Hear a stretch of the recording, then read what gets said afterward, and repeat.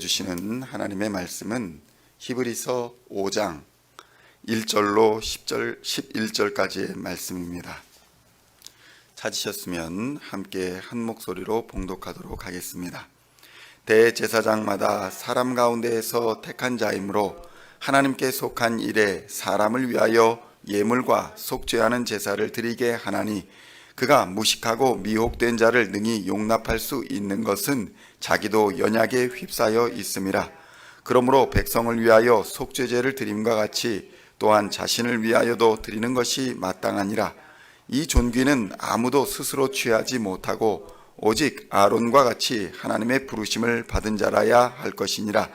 또한 이와 같이 그리스도께서 대제사장 되심도 스스로 영광을 취하심이 아니요 오직 말씀하신 이가 그에게 이르시되 너는 내 아들이니 내가 오늘 너를 낳았다 하셨고, 또한 이와 같이 다른 데서 말씀하시되 내가 영원히 멜기세덱의 반차를 따르는 제사장이라 하셨으니, 그는 육체에 계실 때에 자기를 죽음에서 능히 구원하실 이에게 심한 통곡과 눈물로 간구와 소원을 올렸고 그의 경건하심으로 말미암아 들으심을 얻었느니라. 그가 아들이시면서도 받으신 고난으로 순종함을 배워서 온전하게 되셨은즉 자기에게 순종하는 모든 자에게 영원한 구원의 근원이 되시고 하나님께 멜기세덱의 반차를 따른 대제사장이라 칭하심을 받으셨느니라. 멜기세덱에 관하여는 우리가 할 말이 많으나 너희가 듣는 것이 두나무로 설명하기 어려우니라. 아멘. 할렐루야. 오늘은 히브리서의 11번째 시간으로 히브리서 5장 1절로 11절까지의 말씀을 본문으로 멜기세덱의 반차를 따르는 대제사장이라는 제목으로 은혜의 말씀을 함께 나누고자 합니다. 성도 여러분, 히브리서는 유대인이면서도 기독교인이 된 사람들을 대상으로 기록된 말씀이었습니다. 따라서 이 편지를 받는 사람들은 유대교에 대하여서는 잘 알고 있었을 뿐만 아니라 그들의 전통과 유전을 잘 교육받았던 사람들이었습니다. 고난과 시련이 닥칠 때에, 또 그것이 자신에게 손해가 되고 이익이 되지 못할 때에 사람들은 누구나 손익계산을 하며 손해보는 요인들은 과감하게 제거해버리는 성향을 보입니다. 지금 당장 내가 손해를 보고서라도 그 일을 감수한다라고 한다면 그 이유는 더 큰 이익이 보장되어 있든지 아니면 어떠한 관계로 인해서 어쩔 수 없이 손해를 참아야 하거나 마지막으로는 전혀 세상 물정을 모르는 경우라 할 수 있을 것입니다. 초대교회 당시에 그리스도인들은 이러한 선택의 상황에 직면해 있었습니다. 어쩌면 초기 그리스도인들의 신앙이 어떠해야 하는지 그 정체성을 확인해 준 고난의 상황이 바로 닥쳤는지 모릅니다. 이 고난의 상황이 닥쳤을 때에 어떤 사람은 숨었고 어떤 사람은 기독교 신앙을 포기하고 유대교로 돌아갔습니다. 그것이 그들에게 가장 이익이 되는 선택이었고 당장의 고통을 없앨 수 있는 유일한 길이라 믿었기 때문에 그들은 그렇게 행동할 수 있었던 것입니다. 성도 여러분, 오늘날도 마찬가지로 고난이나 환난이 닥칠 때면 초대교회 성도들이 했던 이러한 선택을 동일하게 반복하고 있는 것을 볼 수 있습니다. 팬데믹의 상황이 닥칠 때에, 경제적인 어려움이 닥칠 때에 누군가는 온라인으로 숨었고 또 누군가는 교회를 떠났습니다. 그것이 자신에게 닥친 불행과 고통의 무게를 줄이고 또 고난을 이기는데 합리적인 방법이라 생각했기 때문에 그들은 그런 선택을 할 수 있었던 것입니다. 그렇다면 우리에게 십자가의 복음을 전달해 준 참된 그리스도인들은 과연 어떤 선택을 했을까요? 성도 여러분, 초대교회 성도들은 죽음을 각오했습니다. 예수 그리스도의 십자가 복음을 위해 목숨을 걸었다는 것입니다.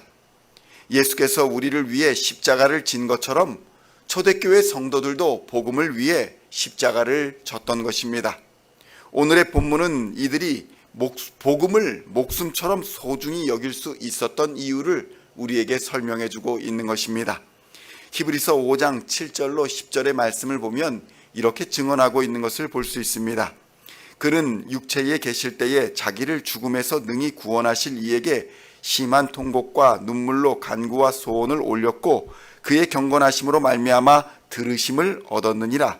그가 아들이시면서도 받으신 고난으로 순종함을 배워서 온전하게 되셨은즉 자기의 순종하는 모든 자에게 영원한 구원의 근원이 되시고 하나님께 멜기세덱의 반차를 따른 대제사장이라 칭하심을 받으셨느니라.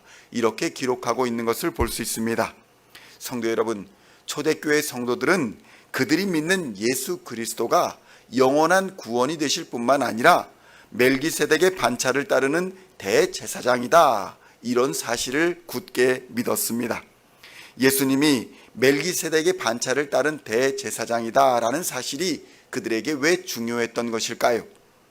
성경은 예수 그리스도를 성경은 멜기세덱을 의의 왕이요 평화의 왕이며 출생과 부모와 족보가 없으신 분이다, 이렇게 소개하고 있는 것을 볼 수 있습니다.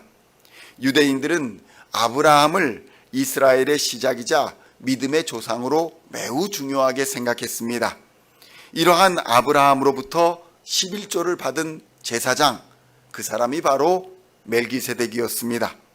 아브라함이 멜기세덱을 통해 하나님께 11조를 바쳤다라는 것은 멜기세덱이 제사장으로서, 당시 제사장으로서 매우 탁월한 존재였다라는 것을 보여주는 것입니다.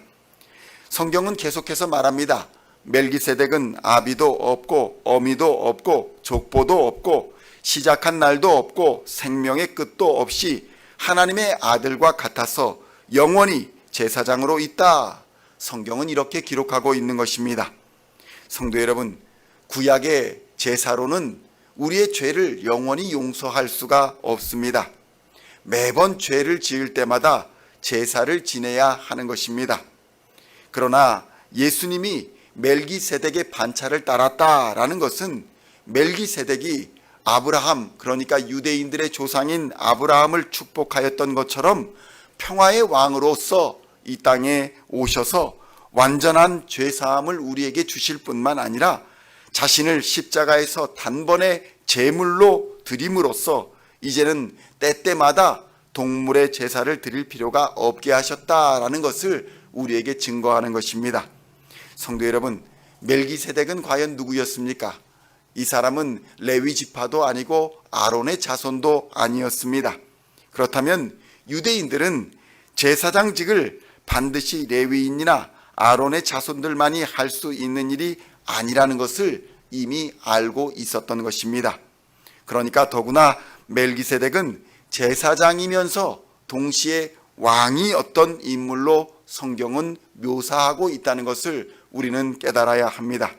성도 여러분, 오직 우리 주 예수 그리스도만이 왕이면서 동시에 제사장 되실 수 있는 유일한 분이시라는 것을 우리는 믿어야 합니다. 예수님은 우리를 다스릴 뿐만 아니라 세상 모든 것을 다스리시는 왕으로서 우리에게 오셨습니다. 뿐만 아니라 우리를 하나님께로 인도하는 대제사장이 되신다는 것을 멜기세덱을 예로 하여서 완전한 제사장이 오셨다는 것을 유대인들에게 가르쳐주고 있었던 것입니다. 그래서 요한복음 6장 68절에서는 이렇게 베드로가 증언합니다. 시몬 베드로가 대답하되 주여, 영생의 말씀이 여기 주께 있사오니 우리가 누구에게로 가오리까? 이렇게 고백하는 것을 볼 수 있습니다. 성도 여러분, 천사보다 모세보다 또 아브라함보다 크신 예수님이 왕으로서, 우리를 다스리는 왕으로서, 또한 대제사장으로서 여기에 계신다면 과연 우리가 어디로 가서 어떤 누구에게 우리의 어려움과 우리의 고단함을 토해낼 수 있겠습니까? 여기에서 우리의 왕이 되시고 이 자리에서 우리의 대제사장 되신 우리 예수님께 우리의 모든 죄와 어려움과 그리고 고난을, 두려움을 토해내야 되지 않겠습니까? 왜냐하면 예수님께서는 왕이 되어서 이 모든 것을 다스리시는 분이시고 또 제사장 되셔서 우리의 모든 죄악과 어려움을 감당하실 분이시기 때문에 우리는 능히 그렇게 할 수 있는 것입니다. 우리 주님은 우리의 모든 것을 다 들으시고 응답하시는 하나님이시라는 것을 우리는 믿어야 할 것입니다. 오늘도 우리 주 예수 그리스도와 함께 동행하시며 나의 왕, 나의 제사장으로 섬기시고 그를 통해 하나님이 주시는 은혜와 평강을 충만히 받아 누리시는 우리 시온의 성도님들 다 되시기를 우리 주 예수 그리스도의 이름으로 간절히 축원드립니다. 기도.